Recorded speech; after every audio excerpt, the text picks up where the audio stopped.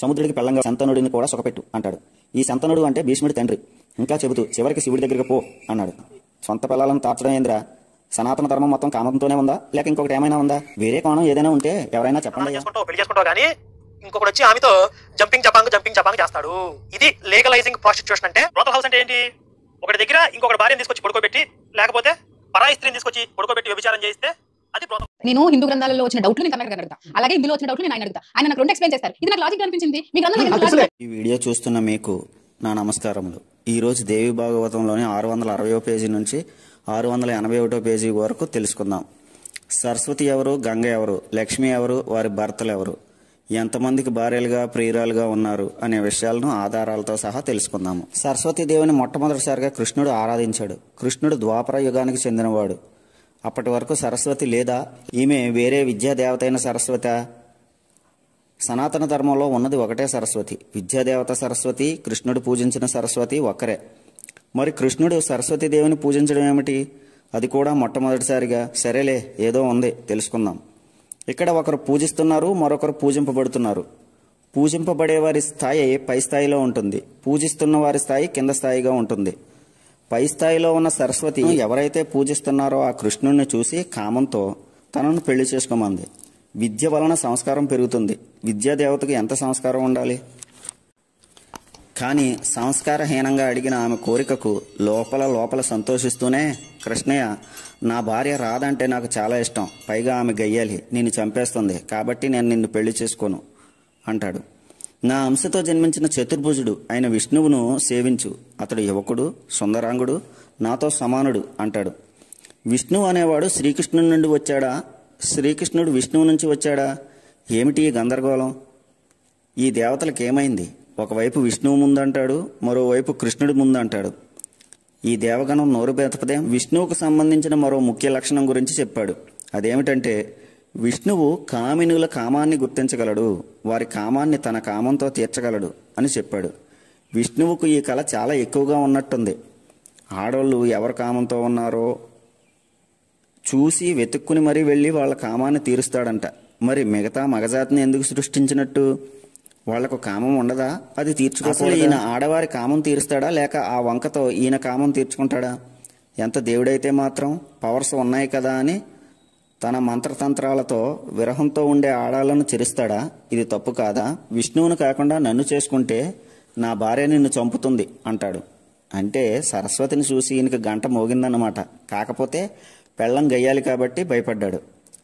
అన్నట్టు కృష్ణుడు విష్ణువు ఒకరేనా, లేక వేరువేరా? ఇంకా చెబుతూ, నువ్వు వైకుంఠానికి వెళ్ళు, అక్కడ లక్ష్మీదేవి ఉంటుంది. అంటే అప్పటికే విష్ణువుకు పెళ్ళయింది. మా ఆవిడలా కాదు, ఆమెకు లోభమోహాలు లేవు, కాబట్టి విష్ణువు మీ ఇద్దరినే సమానంగా సుఖపెడతాడు అన్నాడు. కృష్ణుడు విష్ణువు యొక్క రెండవ భార్య అయిన గంగను మర్చిపోయాడు. అప్పటికే విష్ణువుకు ఇద్దరు భార్యలున్నారు, ఒకరు లక్ష్మి, రెండు గంగ. మీలో చాలామందికి గంగ శివుడి భార్య కదా అనే అనుమానం రావచ్చు. అది రైటే, ఈమె శివుడి భార్యే, కానీ ఇక్కడ విష్ణువుకు భార్య. ఏమిటో ఈ గందరగోళం. సరే, లక్ష్మీదేవికి లోభం మోహం లేదని చెప్పాడు. విష్ణువు యొక్క గతం మర్చిపోయాడు. పైగా నా అంశతో జన్మించాడు అన్నాడు. విష్ణువుకి ఏం జరిగిందో కూడా కృష్ణుడికి తెలియట్లేదు. దేవి భాగవతం 14వ పేజీ ప్రకారం లక్ష్మీదేవి విష్ణువు తనకు సవతిని తీసుకువచ్చాడేమో అనే జస్ట్ అనుమానం వచ్చి నీ తల తెగిపోవునుగాక అని శపించింది. అనుమానం వస్తేనే ఇంత శిక్ష వేస్తే ఇప్పుడేం చేస్తుందో. నారాయణ నారాయణ. ఇంకా మాట్లాడుతూ, సరస్వతి, నీకు వరం ఇస్తున్నాను, తీసుకో. దేవతలు మానవులు అందరూ నిన్ను పూజిస్తారు. నీ బొమ్మను కుండలో గాని పుస్తకంలో గాని పెట్టి గంధం రాసి పూజిస్తే నీ అనుగ్రహం పొందుతారు అని వరం ఇస్తాడు కిట్టయ్య సరస్వతీదేవికి. ఇక్కడ ఎవరు పై స్థాయిలో ఉన్నారు, ఎవరు కింద స్థాయిలో ఉన్నారు, ఎవరు ఎవరిని పూజిస్తున్నారు, ఎవరు ఎవరికి వరాలు ఇవ్వాలి? ఈనేవాడు ఏదో అయితే వినాయకుడు వచ్చి ఇంద్ర స్టెప్ వేసాడని చెప్తారా మీరు? ఏంటి గందరగోళం? సరస్వతి అనుగ్రహానికి పాత్రలు అవ్వాలంటే సరస్వతికి నచ్చినట్టు చేయాలి, అంతేగాని కిట్టయ్య వచ్చి నీకు ఇలా పూజ చేస్తేనే అనుగ్రహించు, ఆ విధంగా పూజ చేస్తే కోపించు అని చెబితే అది ఆమెను కంట్రోల్లో పెట్టుకున్నట్టు అవుతుంది, కానీ వరమిచ్చినట్టు కాదు. సర్లే, ఇవన్నీ మనకు అర్థం కావు. సరస్వతి విష్ణువు దగ్గరికి వెళ్ళింది. విష్ణువు ఆమెను చేర్చుకున్నాడు. విష్ణువుది విశాల హృదయం. కామం తీర్చు అని ఏ ఆడది వచ్చినా కాదనకుండా ఆమె కోరికను తీరుస్తాడు. ఎందుకంటే కొత్త కొత్త రుచులు కరువైపోతాయని భయం. ఇక్కడ విష్ణువు సరస్వతి పెళ్లి గురించి మాత్రం ఇక్కడ లేదు. సరస్వతి మొదటగా తన మదన వికారాన్ని కృష్ణుడికి చూపించింది, కానీ విష్ణువుతో సెట్ అయింది. ఆ తర్వాత వేరేవాడితో.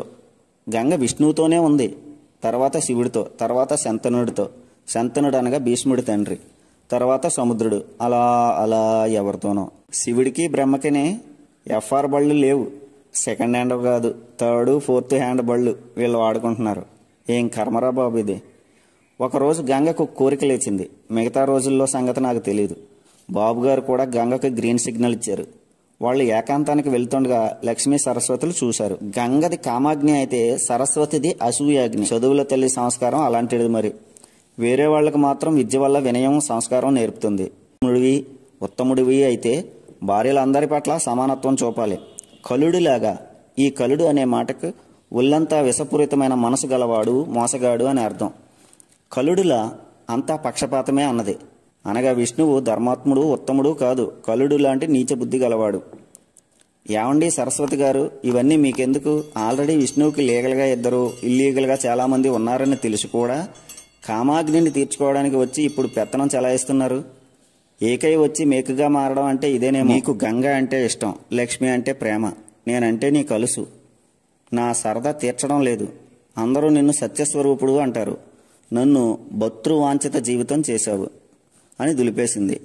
విష్ణువు సరస్వతికి ఎదురు చెప్పలేదు. పైగా మౌనంగా గోపిలా అక్కడి నుండి వెళ్ళిపోయాడు. గోపి అంటే గోడ మీద పిల్లి.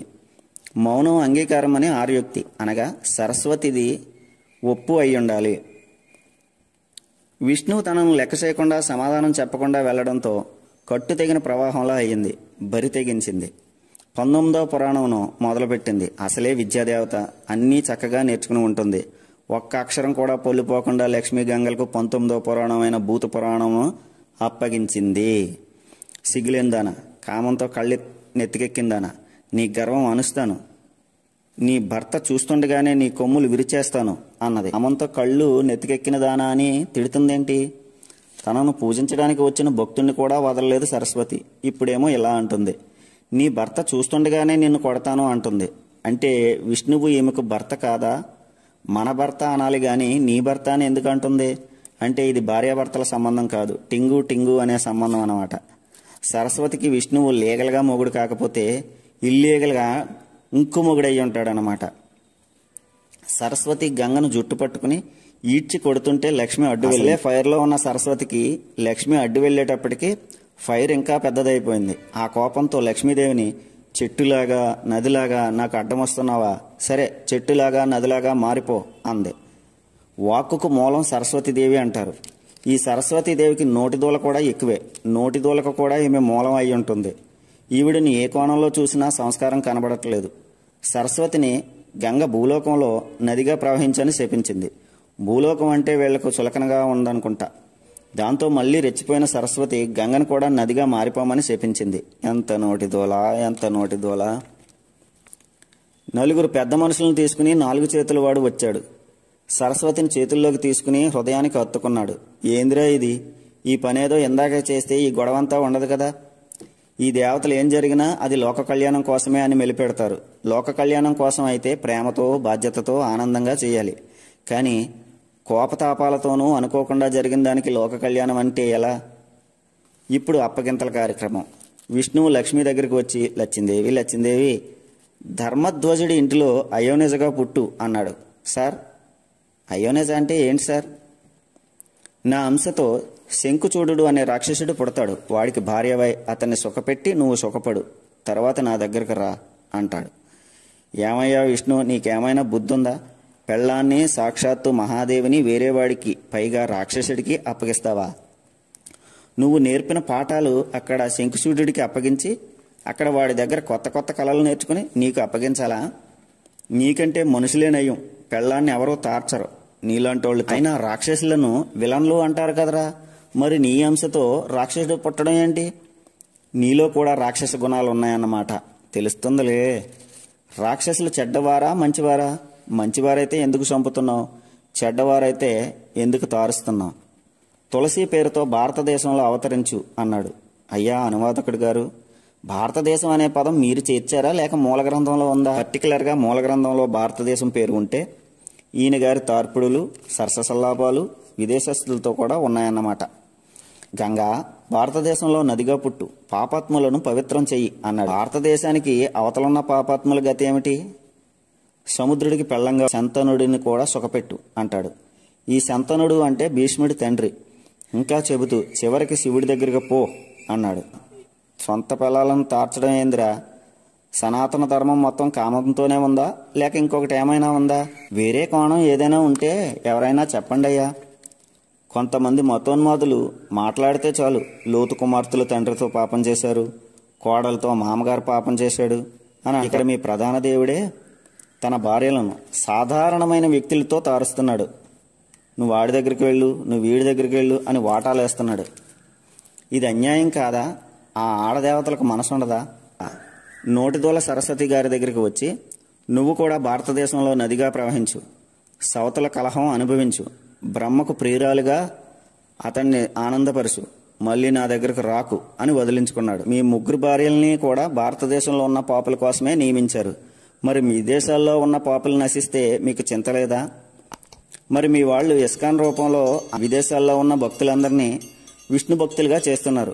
నీకు లేని శ్రద్ధ నీ భక్తులకు ఉంది అంటే నీకంటే నీ భక్తులే చాలా నయం, అంతేగా? అంతేలే.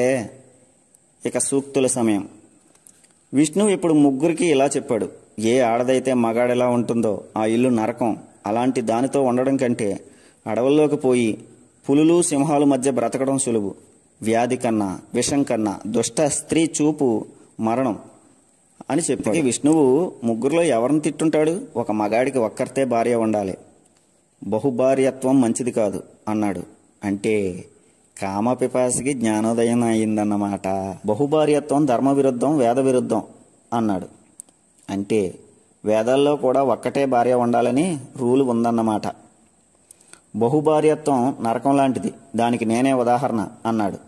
సరస్వతి నువ్వు బ్రహ్మను, గంగా నువ్వు శివుడిని చేరుకుని వాళ్లను సుఖపెట్టి మీరు సుఖపడండి అన్నాడు. ఇందాకేమో పెద్ద లిస్టు చెప్పాడు, ఇప్పుడు మళ్ళీ ఇదో లిస్టు. ఇంకెంతమందికి ఇస్తావయ్యా? అయినా విష్ణువుకైనా ఎఫ్ఆర్ బళ్ళు, శివుడికి బ్రహ్మకి ఎఫ్ఆర్ బళ్ళు దొరకవా? కనీసం సెకండ్ హ్యాండ్ కూడా కాదు, థర్డ్ ఫోర్త్ హ్యాండ్ బళ్ళు. అయ్యో అత్తవిది. ఇప్పుడు ముగ్గురు ఆడోళ్ళు ఏడ్చి కుమిలిపోయి మేము వేరే వాడి దగ్గరికి వెళ్ళాం, మాకు నువ్వే కావాలి అన్నారు. నువ్వు వద్దంటే నిప్పుల్లో దూకి చేస్తాను అంది సరస్వతి. ఏ తప్పు చేయని ఇళ్లను వదిలేస్తే వాడు దేవుడైనా సరే నరకంలోకి వెళ్తాడు అంది గంగ. విష్ణువు నరకానికి వెళ్ళిన సంఘటనలు నాకెక్కడా కనపడలేదు. మీలో ఎవరికైనా ఆ సంగతి తెలిస్తే నాకు కూడా చెప్పండి. లక్ష్మీదేవి ముందుకు వచ్చి మేము నదిగా మారితే పాపాత్ముల పాపాలు మాకు అంటుకుంటాయి, మాకు దిక్కేమిటి అని అడిగింది. అమ్మా తల్లి, మనుషుల కంటే మీరే పెద్ద పాపాత్ములు. ఇప్పుడు ఇతని దగ్గరికి కాసేపు విన్నాక వేరేవాడి దగ్గరికి, ఆ తర్వాత ఇంకొకటి దగ్గరికి వెళ్ళి పడుకుంటారు మీరు. మీ మొగుళ్ళు అంతే, దేన్ని వదలరు.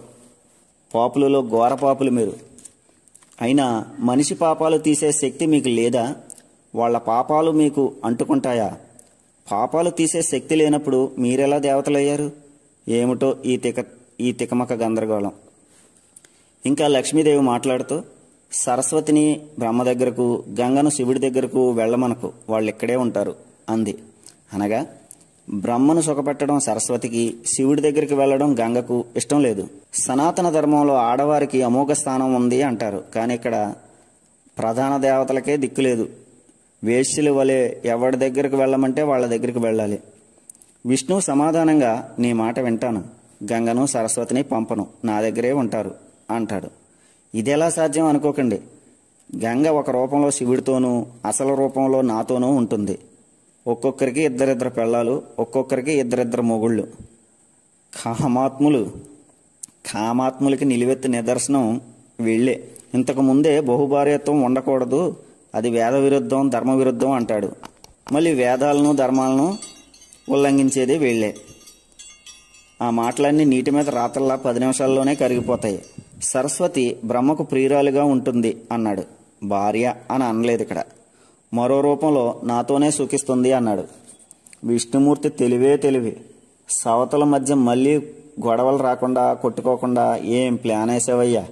విభజించి పాలించడం అంటే ఇదేనేమో. అమ్మ తల్లులు, లక్ష్మి, గంగా, సరస్వతులు, మళ్ళీ మీలో మీరు కుమ్ముకోకండి. అలా కుమ్ముకుంటే మీ పతిదేవుడు మిమ్మల్ని వేరే వాళ్లకు టిఫిన్లుగాను భోజనాలుగాను పంపిస్తాడు. ఒక రకంగా అది మీకు ఇష్టమే అనుకోండి, కానీ వేరే వాళ్లకు మహా ఇష్టం. నాకి మరీ తినేస్తారు. జాగ్రత్త తల్లులు. వీక్షకులారా, ఇది కథ.